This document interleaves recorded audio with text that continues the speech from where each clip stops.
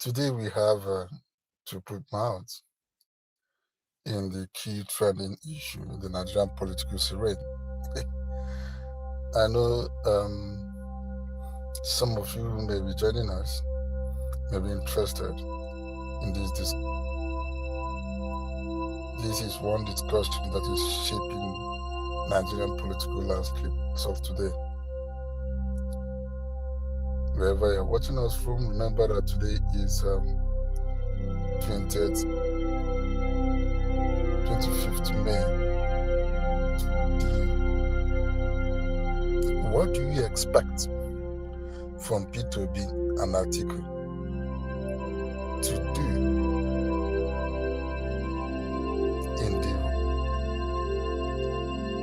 in respect to 2027 presidential election?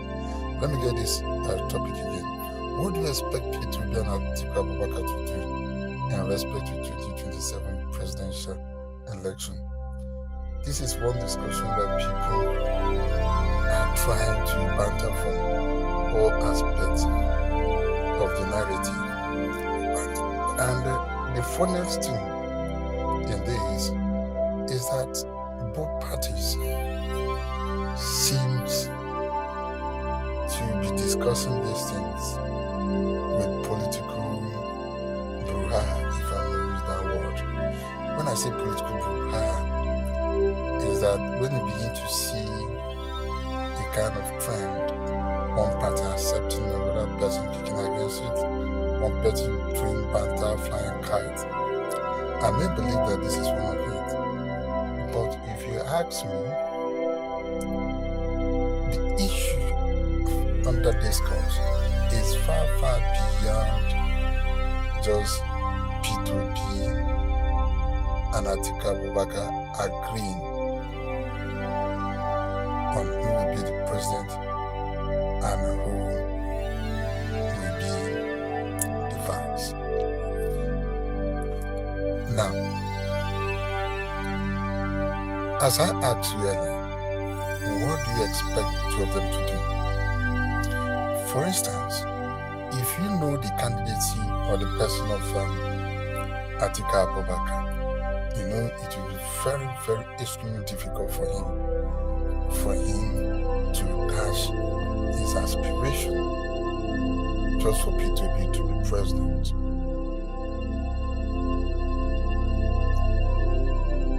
This is why the issue is not just something you can even keep of.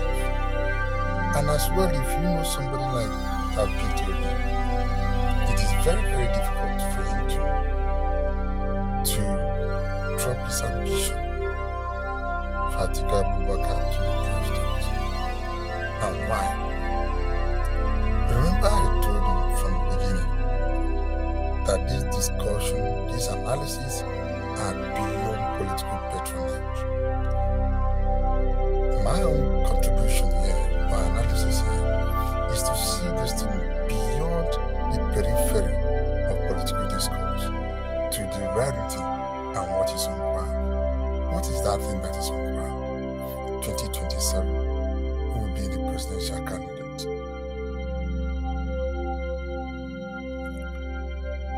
If I ask you this question, who will be the presidential candidate? I believe that many people will answer this question in line with the candidate of their choice. But let me tell you some of the factors that are leading or that are igniting the discussion, or the key factors that may decide who becomes the president. Now, if you look at the entire scenario, the fundamental issue here is the age. How old do you think that Atiku Abubakar is? Atiku Abubakar is over 70.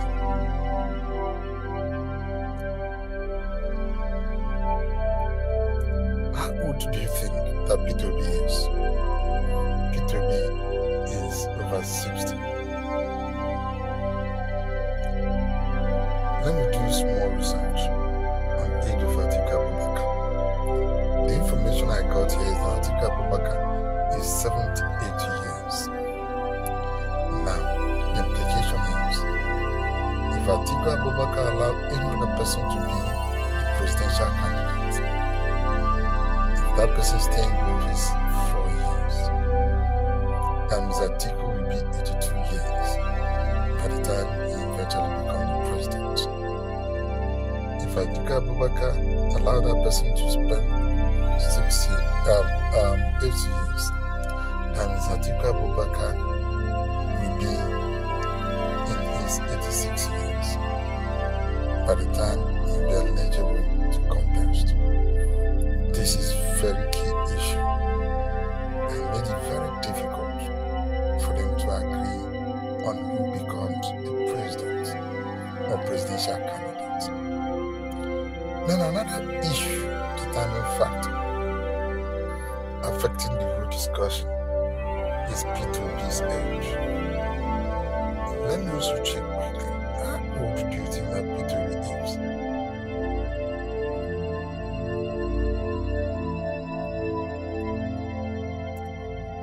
P2B is 63 years. Relatively, P2B still have age inside. But at 63, if you allow another person to go for presidency, maybe 4 years, 67. If that person spend up to 8 years, he will be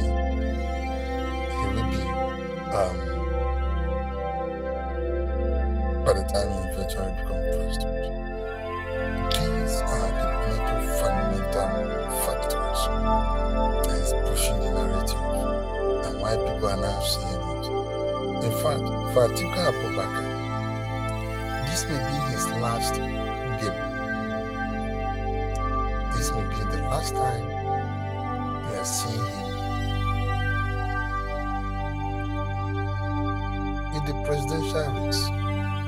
At 78 years, this may be the last time we will see Atiku Abubakar in the ballot box.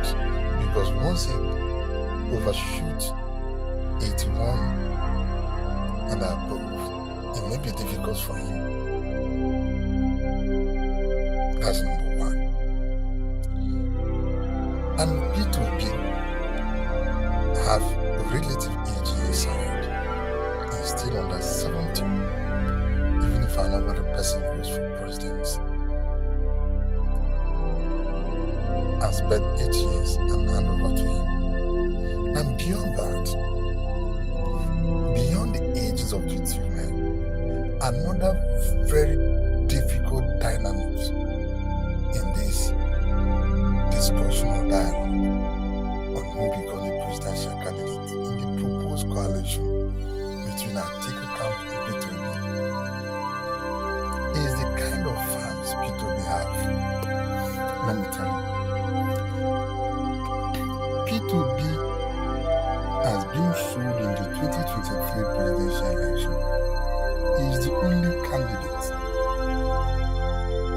who has organic followership.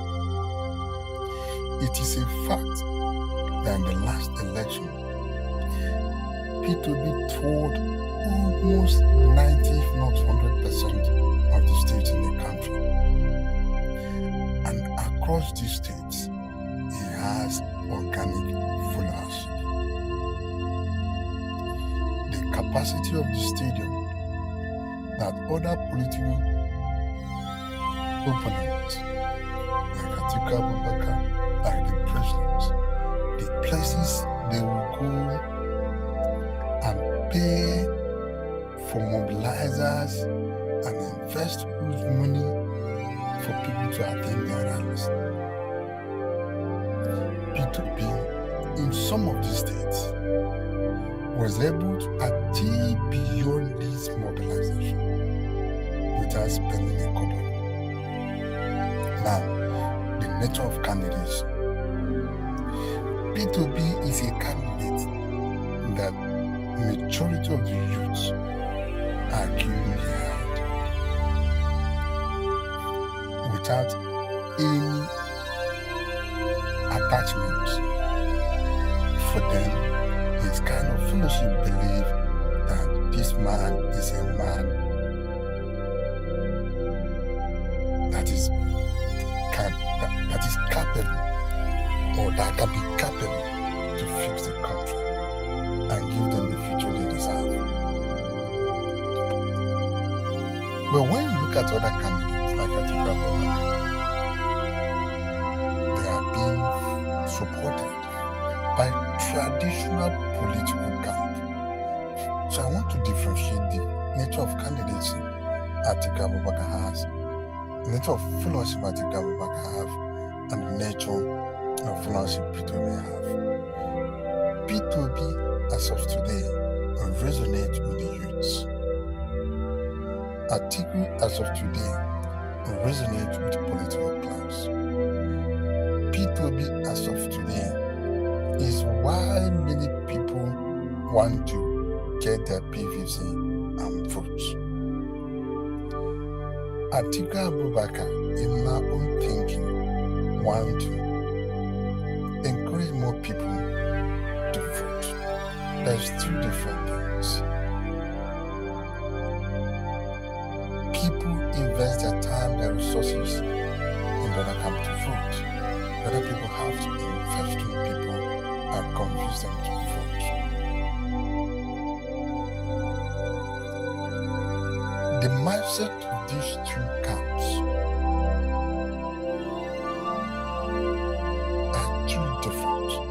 I think it is purely being funded by political culture, and P2B followership is being funded or backed or supported by people who are looking for a new dawn in Nigeria, in the country. The followership and support base of Atiku Abubakar are purely political class who understand the politics, who are doing the politics. But P2B seems to be supported by people who are getting into politics. Now let me tell you. For these two camps to agree to work together, it will be a huge compromise. And where will the compromise come from? Can Atiku Abubakar forfeit his ambition? Can P2B forfeit his own ambition? The answer is yes, and the answer is no. Atiku can forfeit his ambition. P2B can forfeit his own ambition for them to work together. But where they will have problem is that at the moment P2B says he is becoming deputy to anyone, there is this fear across the board that the parents who are supporting him may largely withdraw. For people, his followers who want him in power, it is either P2B or nothing.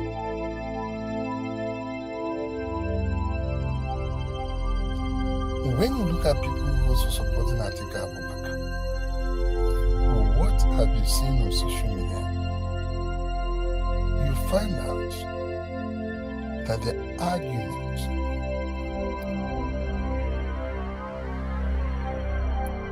is a kind of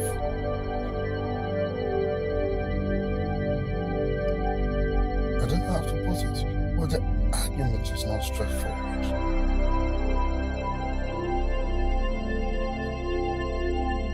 They are not coming on board to present maybe seniority in politics. P2B, Atiku have been elder brother in terms of age-wise, have been the VP, have made P2B the running mate. They believe Atiku Abubakar was even the one who brought him up to the national politics when he became the running mate of Atiku Abubakar in 2019 presidential election, which both of them worked together fair. Now, other bigger challenge that is affecting their proposed alliance, as I said before, is the result of the last presidential election in Nigeria. If you're watching this video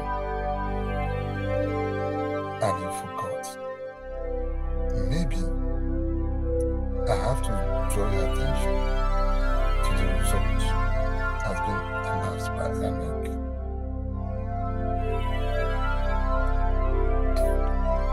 In the total result in 2023 presidential election,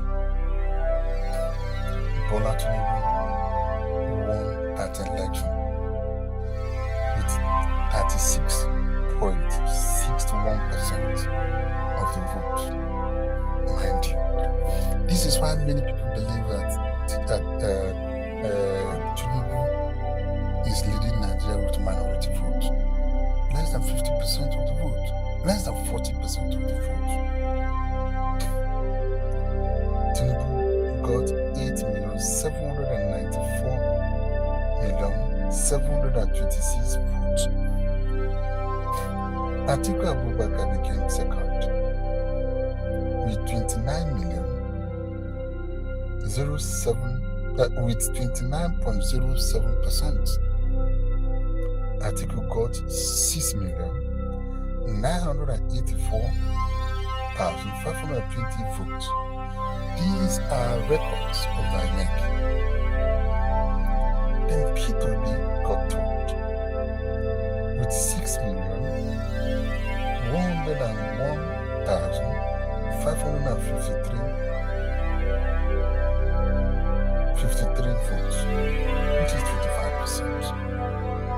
If you're able to combine Atiku Abubakar's and P2B votes, you will have over half of the entire vote casted in the election. And Bola Tinubu has barely 36%. And this is why many people are looking at, can these two ever work together? Now, when you look at the number, you cannot tell somebody like P2B who is coming to the negotiating table with over 6 million votes. And when I say 6 million votes, these are the votes being declared by INEC. These are the votes the INEC on their own declared. After everybody saw what happened in the election, after reports of suppression of votes, harassment, intimidation, and everything that P2B camp suffered in that election, this is what was announced by INEC. Atiku Abubakar in general has 8.7 million votes. It's not something you just dash away. Sorry, has 6.9 million, over 6.9 million votes. And by the time you compare all this, and I'm beginning to see why it is very difficult. If you look at what P2B has and what Atiku Abubakar has, they are all above 6 million, 6.9 and 6.1. So it is very, very difficult for you to look at these numbers and you still think as it's true. It will be easy for the two of them to work together in one camp. However, other factors that may make it very, very difficult for these two to work together is the fact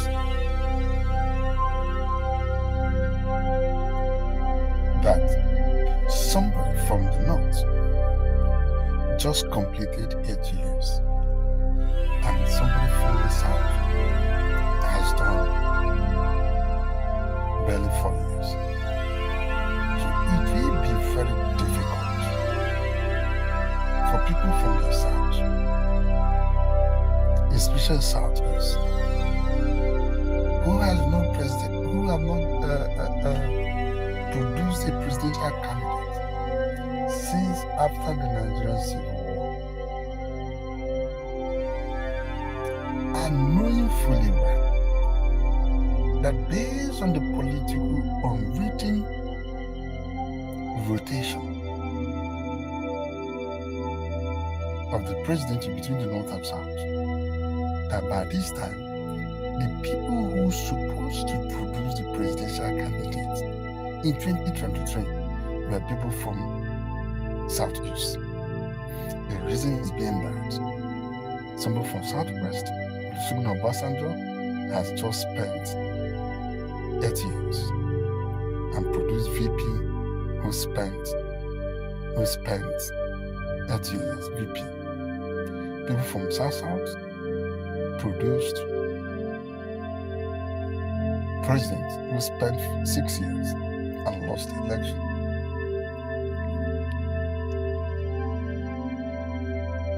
And the same man before spending 6 years as president, he also spent a couple of years as vice. Now we have Southeast that has not produced anything since after the Nigerian Civil War. Now, it is very, very difficult if you are to play the ethnic siren game for P2B to just push it out. One, it will affect seriously the side of his support base, which is Southern Nigeria. Nobody will talk about this, but this is very good factor that people of Southeast may say. It is either the presidency or we forget it. They may not wish to play second fiddle to anyone. That is exactly the issue here. But if you flip it the other way around, the people of Northeast, where Atiku Abubakar should come from, most who elsewhere claim they have not produced a president from Northeast.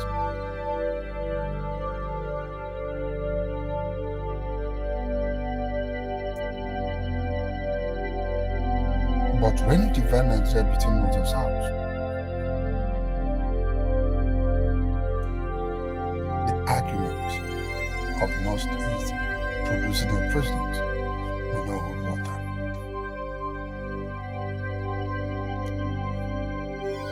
Now, if you leave the argument of particular argument, which is also very sensitive and very difficult,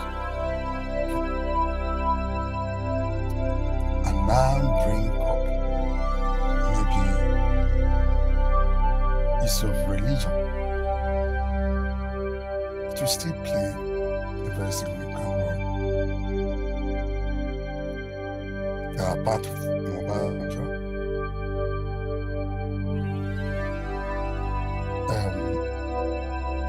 Muslim, Jonathan a Muslim, or Messiah late a Muslim.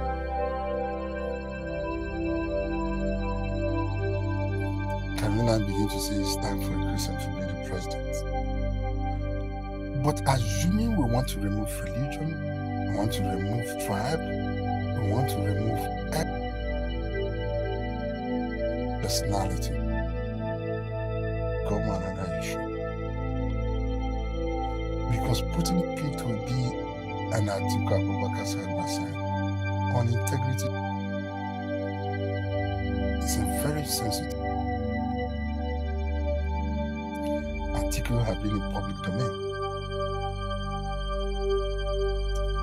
Atiku, P2B also being public domain. So many litigations. He won many over in stewardship. Some unsettled. P2B have not faced 1/3.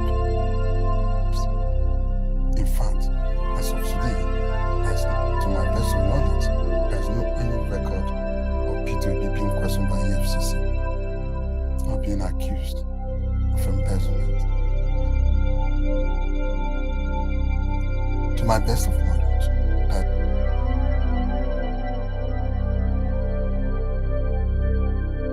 if you compare two of them on integrity check, you now begin to understand the character of people who to be your president. To present himself as somebody who have a very clear political vision. But when he seems to be a man who represents the status quo. This is my personal view. When I say the status quo, is a person who is being seen as a core Nigerian politician who will do things almost Nigerian way. Through his campaign promises, through his messages, you find out that's relatively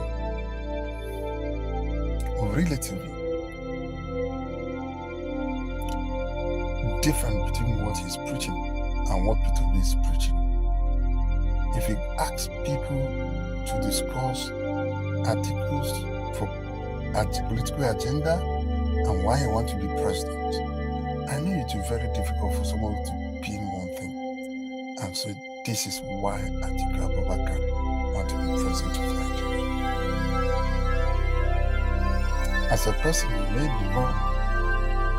But if you ask someone,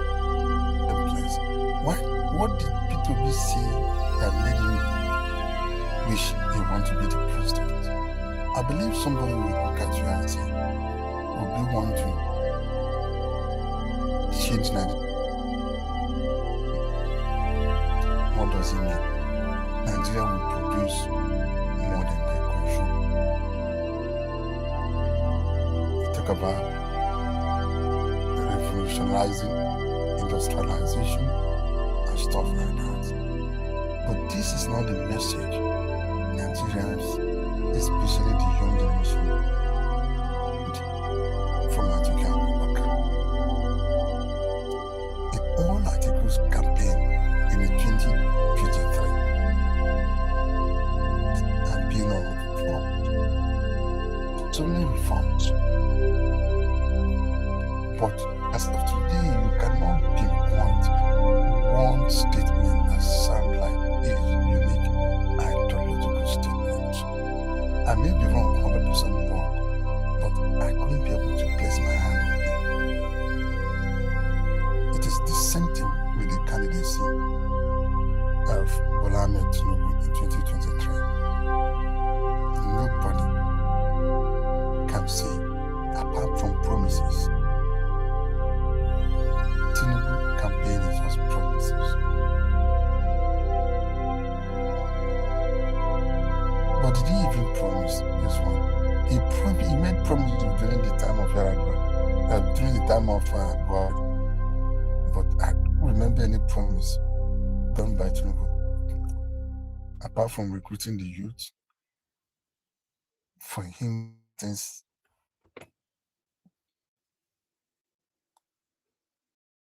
I think he can do. But let me also take you back to this lengthy video. What do you think that they can do? Atiku Abubakar and P2B can do in response to their coalition? Having taken time to look at the challenges they have in coming to terms, the age, the nature of their political ideology, or campaign message, the imagery they have presented to Nigerians, tribalism, religion, having considered all these things, what do you think be and what do you expect from P2B and Atiku Abubakar in respect to the 2027 presidential election? Go to the comment section and end your view. I'll stop the recording here.